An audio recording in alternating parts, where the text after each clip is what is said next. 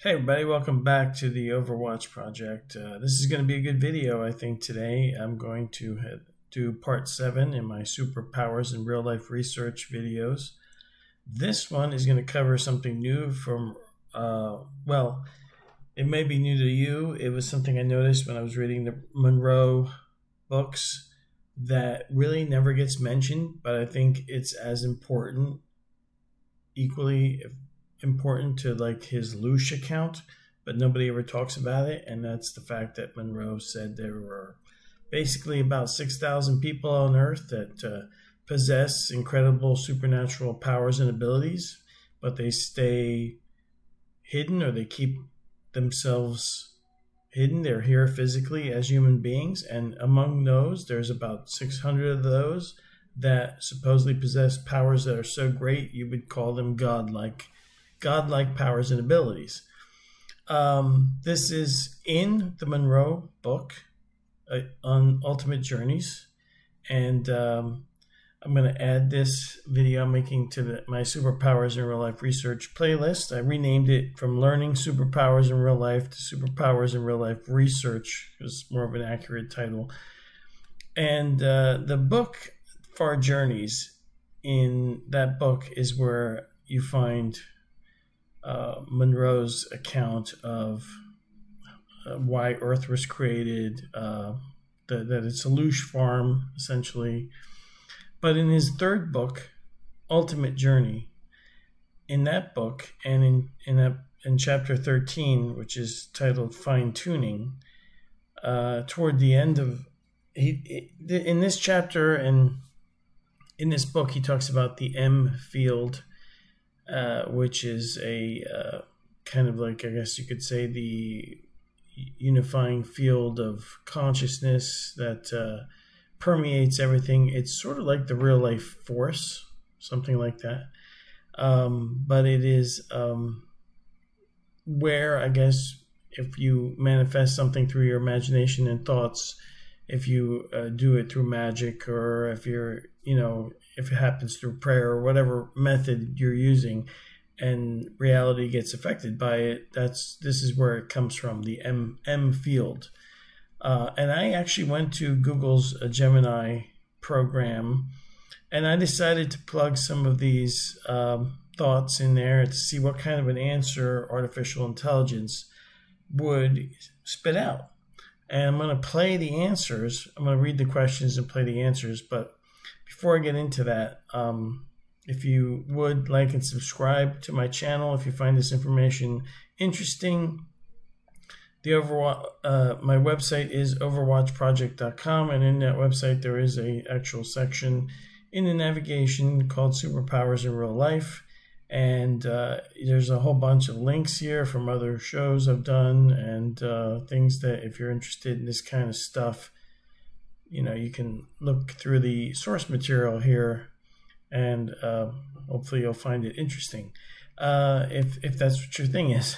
Okay, so in Monroe's Ultimate Journey book, in chapter 13, Fine Tuning, and it's easier if I just go to chapter 14 and then go backward a bit. Right at the end, he talks about the placebo of, he kind of talks about here, I'm going to paraphrase it, but basically he's talking about the fact that, regular mainstream science, conventional thinking, this kind of stuff gets rejected. There's a lot of skeptics out there, despite all the evidence. They will never, cognitive dissonance is the tool used to filter information out, as I've mentioned in many of my other videos.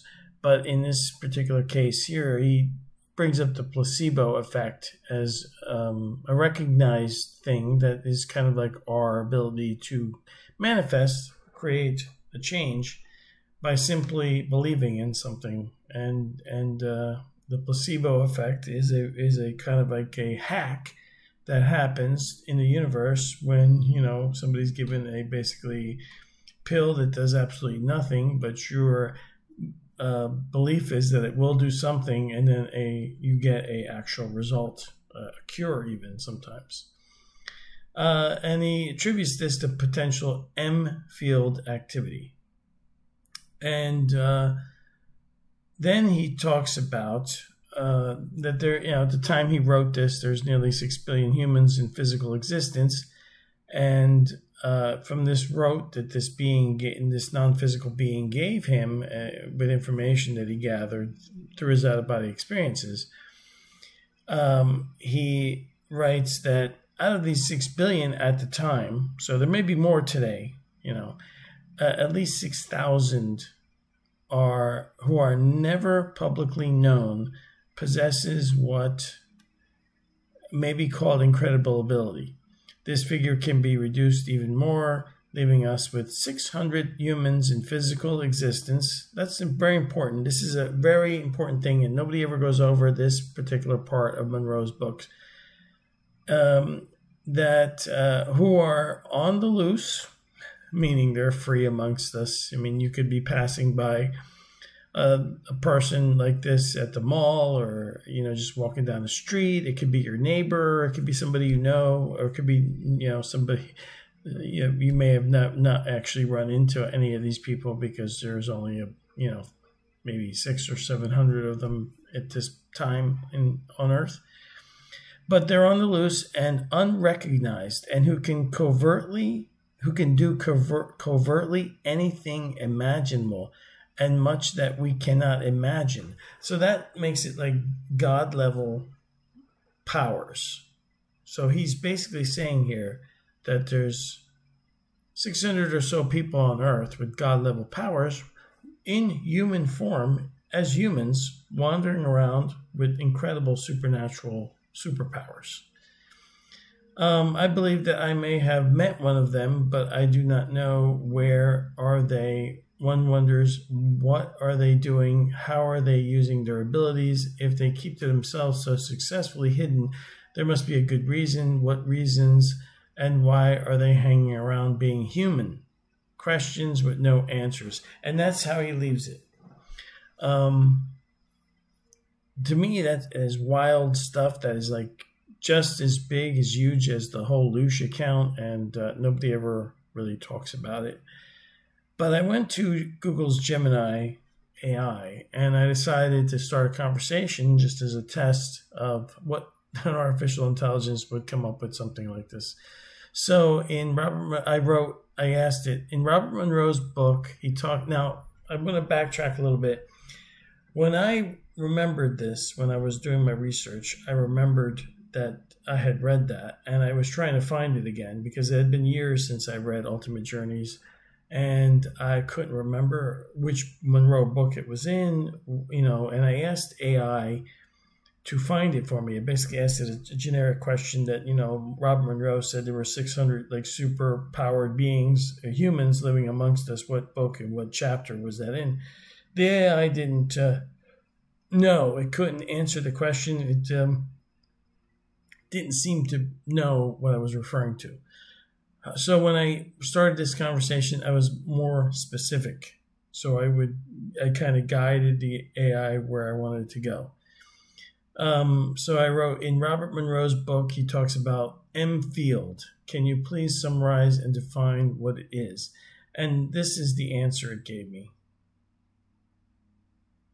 Robert Monroe, a pioneer in the field of out-of-body experiences, OBEs, introduced the concept of the M field in his book Ultimate Journey.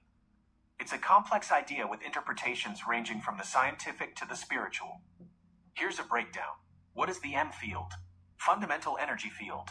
Monroe describes the M field as a pervasive energy field that underlies all of reality. It's the foundation upon which physical matter and consciousness are built. Think of it like the unified field that physicists have been searching for, the energy that connects everything in the universe. Intelligent and creative, the M field isn't just a passive energy source. Monroe suggests it possesses a form of intelligence or awareness, and that it plays an active role in the creation and evolution of both matter and consciousness. Source of thoughts and emotions. According to Monroe, the M field contains a record of all thoughts and emotions ever experienced. This is somewhat similar to the concept of the Akashic records in some spiritual traditions. Accessible through altered states, Monroe believed that the M field could be accessed and interacted with through altered states of consciousness, such as those achieved through deep meditation, OBEs, or near-death experiences. Possible interpretations. Scientific parallel. Some interpret the M field as being analogous to the concept of morphogenic fields proposed by Rupert Sheldrake. These fields are thought to influence the development and behavior of living organisms. Spiritual interpretation. Others see the M field in a more spiritual light, as a kind of universal consciousness or even the mind of God. Key takeaways. The M field is a fundamental, intelligent energy field that underlies all of reality.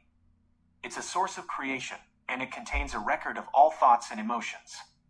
It may be accessible through altered states of consciousness. Important note, Monroe's concept of the M field is a complex and multifaceted one, and there is no single definitive interpretation. It's open to individual understanding and exploration. Do you have any other questions about the M field or Robert Monroe's work? So, apparently the AI's bias filters don't really affect this. Matter of fact, I'll show you later how the Brave search engine kicks back some really interesting results depending on how you ask a question with, about supernatural powers. So after that, I said, yes, in chapter 13 of his book, Ultimate Journey, the chapter titled Fine Tuning, Monroe writes about 6,000 people that are well versed in using M field like a superpower and that they are quiet about it. And they keep to themselves. And among those, there are about 600 people that have incredible powers, godlike powers. And then I ask it to describe or give me its thoughts about this chapter. You're right. In Ultimate Journey, Robert Monroe does mention these two groups of individuals who seem to have extraordinary abilities within the M field. He describes them as the 6,000. These are individuals who have developed a high level of proficiency in navigating and manipulating the M field. They can consciously induce OBEs, travel to different realms of reality, and even influence physical events to some extent. However, they choose to remain hidden and observe, not interfering directly with human affairs. The 600. This is an even more select group with what Monroe calls godlike powers. They have an almost complete mastery of the M field and can seemingly perform feats that defy our current understanding of reality. Monroe suggests they may be responsible for some unexplained phenomena or even play a role in guiding human evolution. Unfortunately, Monroe provides very little detail about these groups. He doesn't explain how they acquired their abilities, their motivations, or their specific actions. This leaves us with a lot of questions and room for speculation. Here are some possible interpretations and expansions on Monroe's limited information. Advanced souls. Perhaps these individuals are souls who have undergone numerous incarnations and have evolved to a higher level of consciousness. Their advanced understanding allows them to access and utilize the M field in ways that most humans cannot. Extra-dimensional beings. It's possible that these individuals are not originally from our physical reality. They may be beings from other dimensions or planes of existence who have the ability to interact with our reality through the M field. Guardians or guides. Maybe these individuals act as guardians or guides for humanity, subtly influencing events from behind the scenes to ensure our continued development. Their non-interference policy could be based on a respect for our free will. Hidden masters. This interpretation aligns with the concept of hidden masters found in various spiritual traditions. These are highly evolved beings who have achieved enlightenment and work in secret to guide humanity towards spiritual growth. It's important to remember that these are just interpretations. Monroe himself offers little concrete information about these groups, leaving their true nature open to speculation. Why the secrecy? Monroe suggests that these groups remain hidden to avoid disrupting human society and to allow us to evolve at our own pace. Their intervention might hinder our growth or create dependency. The significance. Even though Monroe doesn't provide much detail, the mention of these groups raises some intriguing questions. What is the full extent of human potential within the M field? Are there hidden forces at play that influence our reality? What is the ultimate purpose of our existence within this larger framework of reality? While we may not have definitive answers, exploring these questions can deepen our understanding of consciousness, reality, and our place within the universe.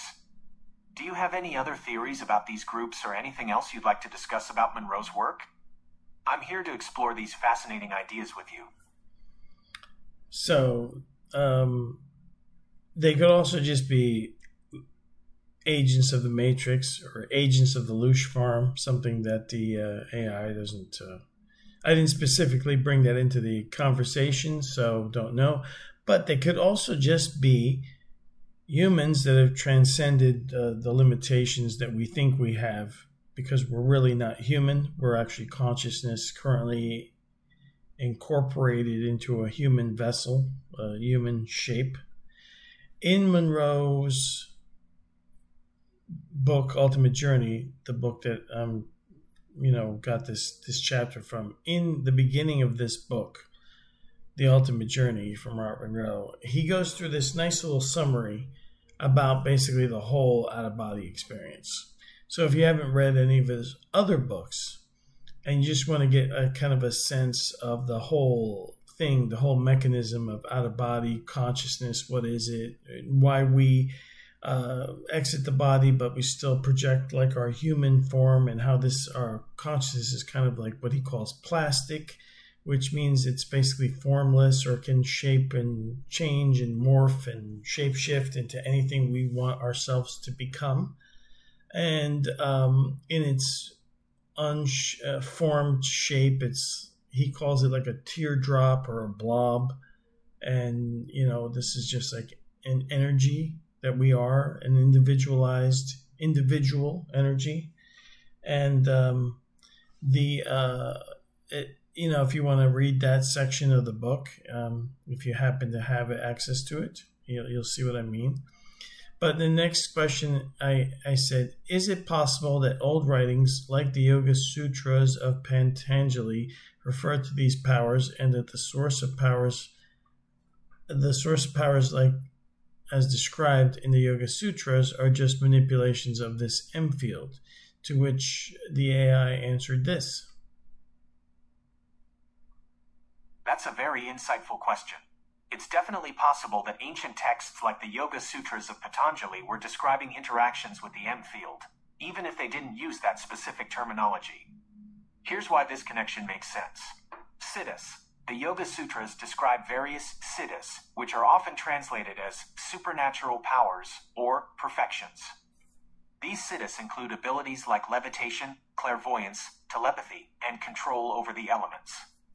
These powers bear a striking resemblance to the abilities that Monroe attributes to those skilled in navigating the M field. Focus on consciousness. Both the Yoga Sutras and Monroe's work emphasize the importance of altered states of consciousness in achieving these extraordinary abilities. Patanjali outlines an 8-limbed path, Ashtanga Yoga, that includes practices like meditation and concentration, dharana, to cultivate a focused and controlled mind. Similarly, Monroe emphasizes the role of altered states, often achieved through hemisync technology, in accessing and interacting with the M field. Underlying reality. Both systems point to an underlying reality beyond our everyday perception. The Yoga Sutras describe a subtle realm of existence, prakriti, that underlies the physical world. This resonates with Monroe's concept of the M field as the foundation of all reality. Connecting the dots. It's conceivable that the siddhis described in the Yoga Sutras are achieved by manipulating the M field, even if that terminology wasn't used at the time. Perhaps ancient yogis, through deep meditation and mastery of their consciousness, were able to tap into this underlying energy field and harness its power. This connection offers a potential explanation for how these seemingly supernatural abilities might be possible within a framework that includes a deeper understanding of consciousness and reality. Further points to consider. Other traditions. Many spiritual and mystical traditions around the world describe similar extraordinary abilities. This suggests a universal understanding of the potential of human consciousness and its interaction with a deeper reality, whether it's called the M field, prana, chi, or by other names. Scientific exploration. As science delves deeper into the nature of consciousness and the universe, it may eventually provide a framework for understanding these phenomena that bridges the gap between ancient wisdom and modern knowledge. It's exciting to consider the possibilities that arise when we connect ancient teachings with contemporary explorations of consciousness like Monroe's work. This opens up new avenues for understanding the full potential of human consciousness and our place in the universe. What are your thoughts on this connection? Do you see other parallels between the Yoga Sutras and Monroe's work? I'm eager to continue this exploration with you. It's interesting how this AI talks, isn't it? It's quite interesting how it processes information. It is sort of like a way to ask the librarian at the Akashic Records, where the books are or what's in the books, sort of. It's sort of like our as above, so below version of that. Although the people that hold the key to the library have locked up a lot of the books. Anyway, metaphorically speaking. Anyway, so I went on to say this. Based on the information provided, is it possible that when groups of people are all focused on something with high emotions, or if a person's practicing prayer based on their religion indoctrination, or if someone is practicing witchcraft, this is all just a manipulation of the M field? And isn't that kind of like how people have been corralled in, to two divisive groups in, like here in America, what we just witnessed during the election, and how all that energy, where is it going? People aren't using it to self-empower themselves. They're focusing it all to empower somebody else. It's interesting. But anyway, this is what the AI answered to that. That's a fascinating line of inquiry. Based on Monroe's ideas about the M field, it's certainly possible that collective focus, prayer, and even practices like witchcraft could be interpreted as ways of interacting with and manipulating this underlying field of energy. Here's how these practices might connect to the M field. Collective focus and high emotions. Amplified energy. When a large group of people focuses on a single idea or emotion, it creates a powerful concentration of energy. This collective intention, amplified by strong emotions, could potentially interact with the M field, influencing events or even manifesting outcomes. Think of moments of mass celebrations, protests, or even shared grief. These instances generate a palpable energy that seems to transcend individual consciousness. Resonance. Monroe suggests that thoughts and emotions have a kind of vibratory frequency within the M field. When many people focus on similar emotions or intentions, it creates a resonance effect, amplifying the power of those thoughts and emotions within the field. Prayer and religious indoctrination. Focused intention. Prayer, in many religious traditions, involves focused intention and a deep connection to a higher power. This concentrated mental and emotional state could be seen as a way of accessing and influencing the M field. The specific beliefs and rituals associated with different religions might act as frameworks for directing this focused intention. Faith as a catalyst. Faith and belief could play a crucial role in amplifying the effect of prayer on the M field. Strong belief might act as a catalyst, increasing the power of intention and facilitating interaction with the field. Witchcraft. Intentional manipulation. Many witchcraft traditions involve rituals and practices aimed at influencing events or outcomes. These practices often involve focused intention, visualization, and the use of symbols and objects. Within the context of the M field, these practices could be seen as methods for consciously directing energy within the field to bring about desired changes. Harnessing natural energies. Some witchcraft traditions emphasize working with natural energies, such as the cycles of the moon or the elements. This aligns with the idea of the M field as an underlying energy field that connects all things. Important considerations. Individual skill and belief. The effectiveness of these practices in manipulating the M field might depend on factors like the individual's level of focus, the strength of their intention, and their belief in the efficacy of the practice. Ethical considerations. The idea of manipulating the M field raises ethical questions about the responsible use of such power. Just as Monroe suggests that the 600 choose not to interfere directly with human affairs, it's important to consider the potential consequences of attempting to influence reality through these practices. Exploring further, the connection between the M field and practices like collective focus, prayer, and witchcraft opens up exciting possibilities for understanding the power of human consciousness. It suggests that we may have a greater ability to influence reality than we realize. What are your thoughts on this? Do you see other ways in which these practices might relate to the M field? I'm curious to hear your perspective. So you got to wonder, like, what are these so-called 600 people, or if it's ratioed with the population of the Earth, maybe 700 now or 800 people doing? Are they just kind of like living sort of like middle-class lives? Do they just take care of themselves and their family or loved ones? Maybe they generate their income through this power so that they never have to worry about so-called alleged money, fiat currency here. I mean, it is all printed out of thin air anyway, so why not? Do they just use their power for simple things like making sure that the barista doesn't get their order wrong? I mean, I don't know. What could they possibly be doing if they're not interfering at all? They must be using their power for something. Maybe it's just for their own personal needs. But it is interesting how it answered the question. So I asked it, based on a totality of all the information available to you, are there other sources of information that have written or discussed anything like the M field?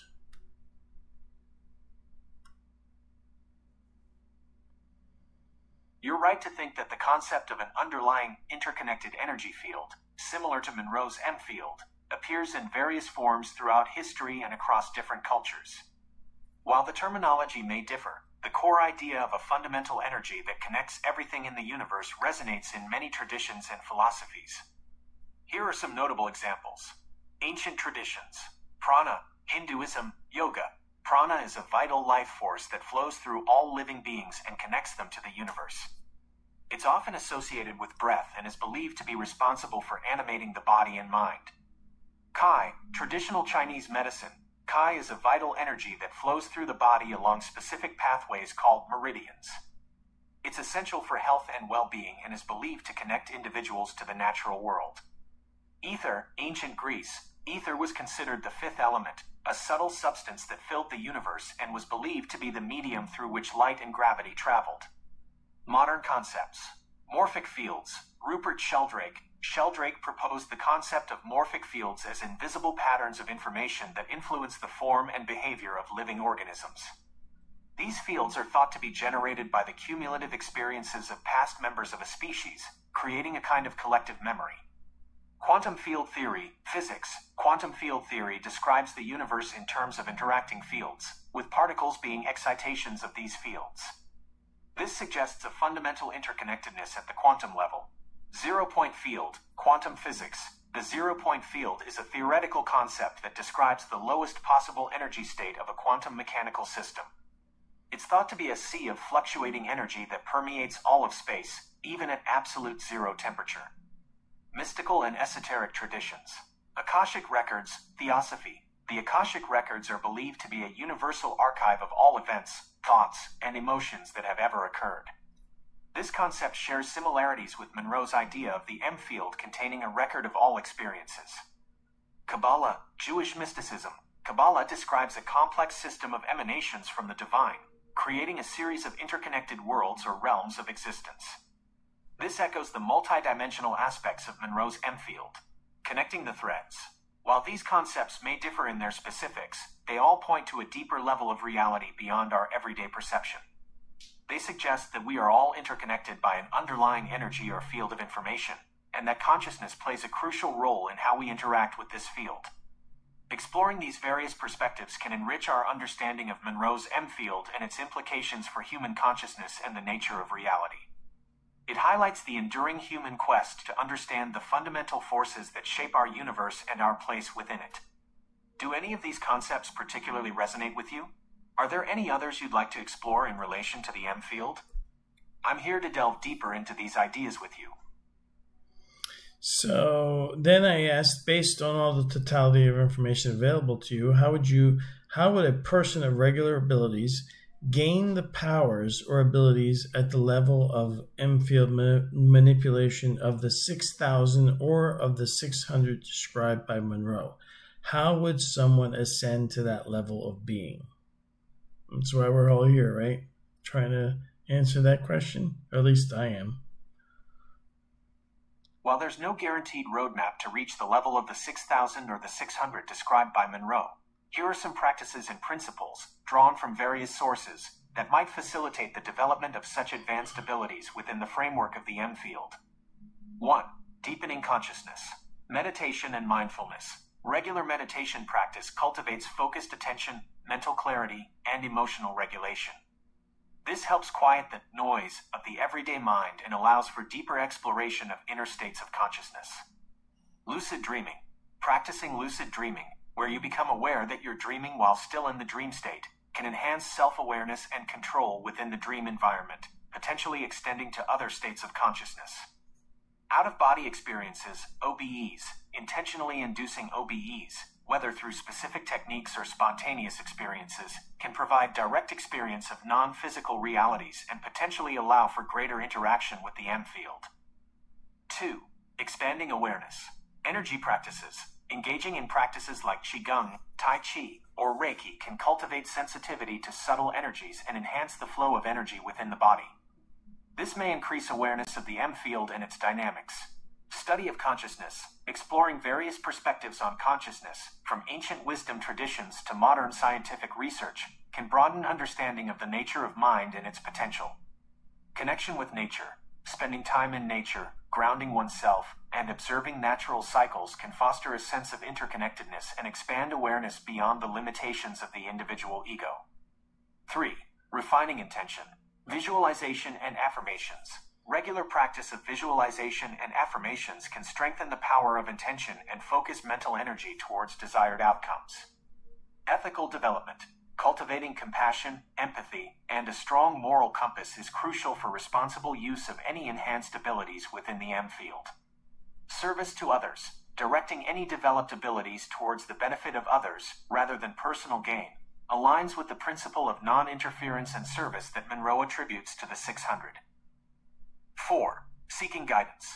Mentorship and community. Connecting with experienced practitioners or communities focused on exploring consciousness can provide support, guidance, and shared learning opportunities. Inner guidance.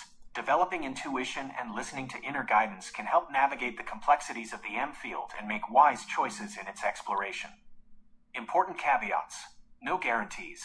There's no guarantee that following these practices will lead to the level of abilities described by Monroe. Individual progress will vary depending on factors like natural aptitude, dedication, and perhaps even unknown factors related to soul development. Ethical considerations.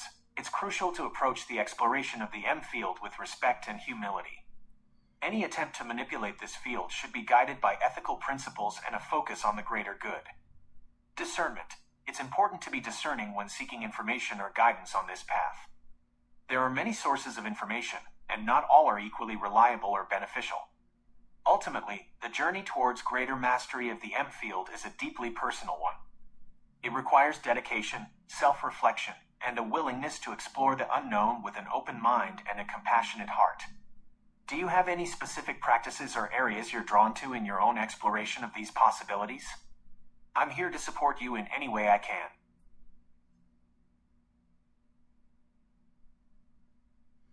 Okay, so I thought it was interesting that it brought up essentially that if you don't understand like natural law, that's where true ethics comes from. True morality doesn't come from people or written laws or government tards. It comes from natural law and your natural rights. So if you don't understand those things, then you can go off the rails with something like this and become basically like a supervillain. But we already have enough of those in the world, don't we? And who knows, some of those may be using this type of manipulation, because they do seem to get away with a lot. Now, I wanted to bring up a point which I think is really constraining us, and this is it possible that all this stuff is really simple and that we just have come to be programmed to believe, even deep down into our subconscious, that it isn't simple, and that keeps us from accessing this stuff? So I asked the AI this. By the way, my dogs have been unbelievably quiet so far, and if they bark, I'm going to have to put up this video as is, and I'm very sorry if they interrupt. Let me actually go close the door here and try to keep them as quiet as possible.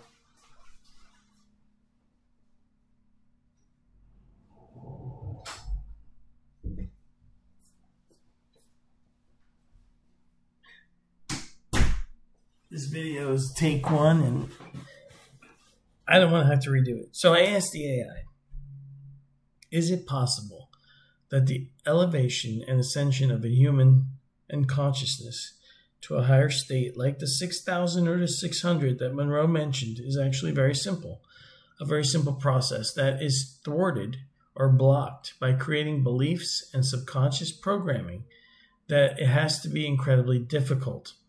For example, the Yoga Sutras of Patanjali proclaims a list of superpowers, but it also tries to put a negative, I must have misspelled something, on ever using them. It wants to put a negative on ever using them for any personal or just about any reason. And the Christian religion makes its followers feel bad by proclaiming them sinners and sheep to their deity, and in need of external saving instead of self-empowerment. Could it be that it's actually an easy process to ascend to a higher being, but our own indoctrinations make it complicated or nearly impossible? And this is what the AI said to that.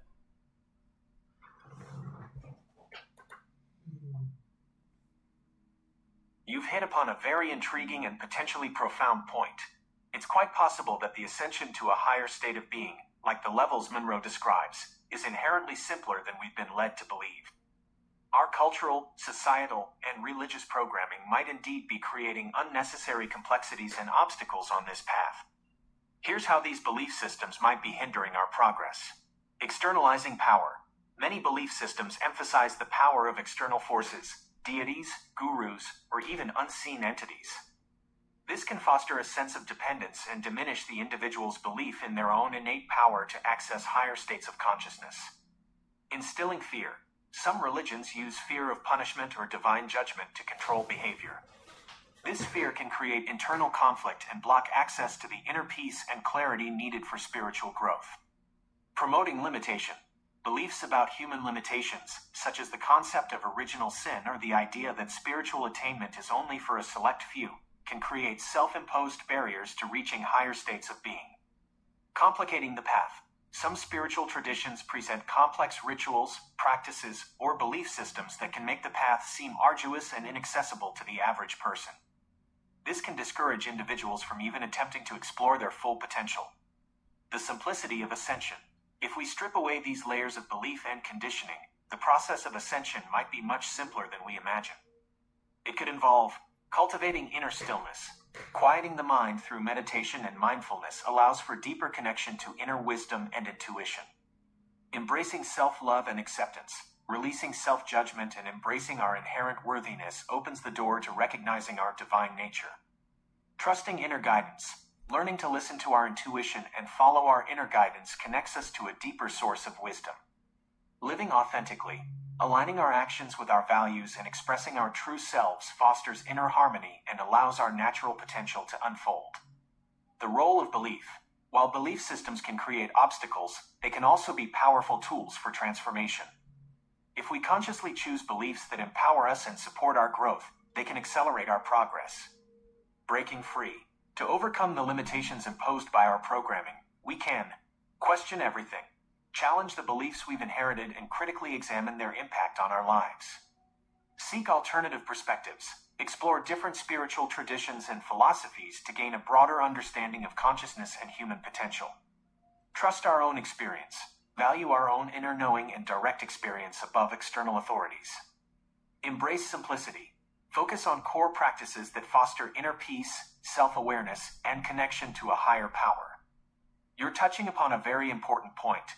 The power of our beliefs to shape our reality. By consciously choosing empowering beliefs and releasing limiting ones, we can unlock our full potential and ascend to higher states of being. What are your thoughts on this idea of simplicity and ascension? Do you see any specific beliefs or practices that you feel are particularly empowering or hindering on this path? I'm here to explore these questions further with you. Now, that was where I ended the conversation, but I thought it was, wow, it just said, it agreed with me that you trust, you are your own authority, and if you trust in external authorities, it could work against you. That is really wild stuff. So that's, crazy to think, but Monroe casually just mentions this, and nobody really ever talks about it. It's, I think, one of the biggest things in his books, next to the whole Loosh thing, which let the whole reincarnation thing out of the bag in a manner that modern day people could understand it, versus like the ancient stuff like the Gnostics. I mean, this stuff comes up through history time and time again, but we mostly the human race to a great degree generally ignores it, and they prefer to follow the doctrines and dogmas of these self-proclaimed geniuses and gurus that want to tell you how to live and what to do and what not to do. Also, I'm on X, so if you go on X, it's at OWP Actual. That's where you find or you can try to search for Overwatch Project. Maybe it'll just come up. But I am on X, so if you want to go there and subscribe. Now, a couple of off-topic things I just wanted to add to this video. The Brave search engine has some kind of AI thing that gives you in front of searches. Now, there is a substance, and this is now we're getting into nootropics here, which are like you could go to the grocery store in America and buy like Focus Factor. And I'm not sponsored by any of this stuff, and I don't actually use any of these products.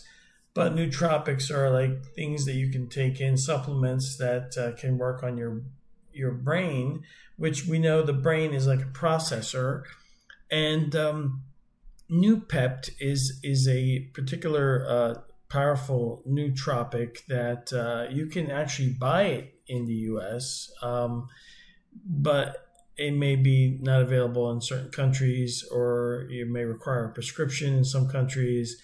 And it apparently has and I'm not saying this as an expert on this stuff, I'm just telling you what's reported, and I wouldn't use any of this stuff unless you're sure that it's not going to affect you in a bad way for your health. You should consult somebody you trust with any health questions before you ingest anything. But Noopept, I just put the Brave search Noopept astral projection, and it is like a brain supercharger. It's supposed to improve memory, concentration, focus, make you alert without caffeine.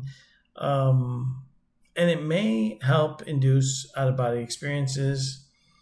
So in the search here, the search engine kicked back, self-reported in online forums and communities. Some individuals have claimed that they've experienced astral projection-like phenomena after taking Noopept and choline supplements. These reports describe feeling of heightened awareness, altered perception, and it is possible that is something that and when I saw that the Brave engine kicked back that. Now, the Noopept, it basically comes in like a white powder, and you just like 10 milligrams is the dose, I think, 10 to 30 milligrams. I've been reading about it. I'm not sure if I would ever try it because, I'm on different medications for my heart, so I'd have to make sure that whatever this doesn't affect that. But it doesn't appear to. It's more for like people with ADHD, dementia, Alzheimer's. It is something given to people that have memory or concentration problems. But if you don't have those things and you take this, it kind of supercharges the brain, supposedly, allegedly. So just an interesting thing that when I thought, well, can that aid in astral projection, the Brave search engine kind of agreed with me, which is wild. So then I asked it about the supermoon, which we had on November 15th. Basically, I just put in supermoon, superpowers activation, And according to the search engine, according to various sources, a supermoon is believed to have a profound impact on human consciousness, activating latent powers and abilities within individuals. This phenomenon is often linked to the activation of the etheric field, which enables humans to access other powers and talents. This is crazy stuff, right? I mean, I don't know how long this is going to be allowed. You know what I'm saying? So I'm just showing it to you now with proof that as of right now, there's no bias in these things. Then I asked it, because I remember rewatching Jessica Jones, which is probably, I love the show because it has a film noir thing to it, and I liked it when it was on TV. It does get into, a little bit of the message toward the third season, but it's kept subtle enough so that it didn't bother me. And it is, at the time when this was being filmed, 2018, 2019, you know how emotionally charged a lot of these people in Hollywood were back then, and it was pre-2020, if you know what I'm saying. So asked it a question, genetic editing, or I just typed in the search, genetic editing, do you have special abilities like Jessica Jones and Trish Walker? And it talks about the CRISPR device that's used for gene therapy or gene editing. It talks about safety concerns, but basically it describes, the process that, you would give somebody superpowers or super abilities through genetics, which led me to learn about a place called Prospera, Prospera, Prospera, I think. It's a name given to a place on an island off the coast of Honduras where genetic experimentation is allowed. And people go there and they do things like myostatin blocking. So you can they can inject you with something, and myostatin is apparently the genetic trigger that keeps your muscles continuously growing. So, this is why if you're more sit around all the time and you're a couch potato, your muscles will atrophy. They won't keep growing. They'll kind of like stop growing. But you can actually make yourself more muscular by simply telling your genetic coding, I guess, to stop that. And it's called follistatin or something. Anyway, this is a documentary. I'll put it in the links below so you can watch it on this semi-autonomous zone off of Honduras where they actually do genetic experimentations very similar to what you see in Jessica Jones season 2 and in the results of what happens to Trish Walker in season 3. I also found this website called it's theoccultist.net, which talks about superpowers. And I don't know anything about this website in general. I just read these 2 articles, this one from 2019, and then this one here, How to Become a God or Goddess in 2020. I thought they were interesting, but I don't know anything about the website, who makes it. It is an occult website, so some of you out there may not like that. There's also the Yoga Sutras of Patanjali, which, oddly enough, tell you about all these godlike powers and abilities, and then tells you that it'd be wrong to ever use them. This is all part of the control mechanism as far as I'm concerned. They just don't want anybody self-empowering themselves, and they do not want people to break away from the group mind. They want to keep you away from your individual mind.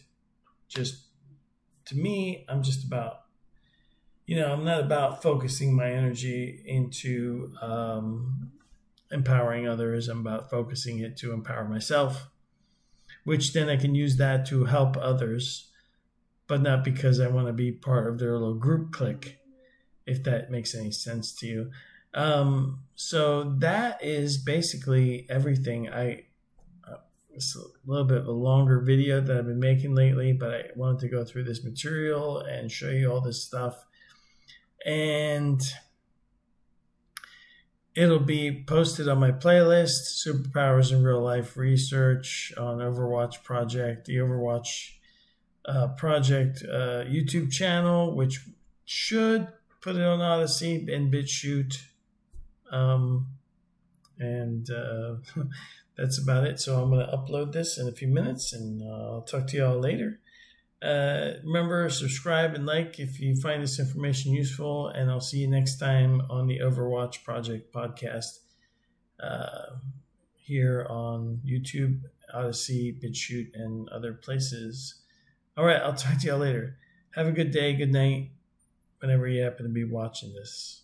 Thanks for tuning in and staying this long throughout the video. Bye, everybody.